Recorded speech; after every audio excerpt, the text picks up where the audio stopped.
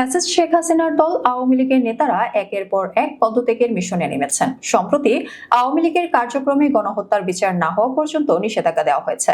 এরপরে দল থেকে পদত্যাগের হিড়িক লেগে গেছে।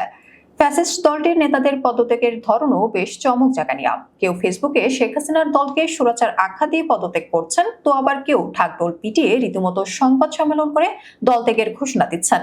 শুধু কি তাই, শরীরে দুধ ঢেলে আবার নিজেকে পরিশুদ্ধ করছেন।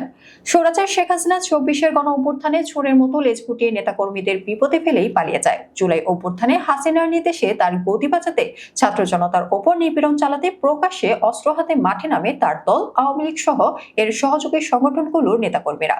কিন্তু হাসিনা বেলা শেষে নিজে বাঁচতে তাদের বিপদে ফেলে পালিয়ে যায়। যে দলের নেত্রী এমন অমানবিক এবং নিজ দলের নেতাদের বিপদে ফেলতে পারে, সেই দল আর কি করে করবে বাংলার জনতা? আওয়ামী লীগ থেকে পদত্যাগ করা বেশিরভাগ নেতাই এটিকে পদত্যাগের অন্যতম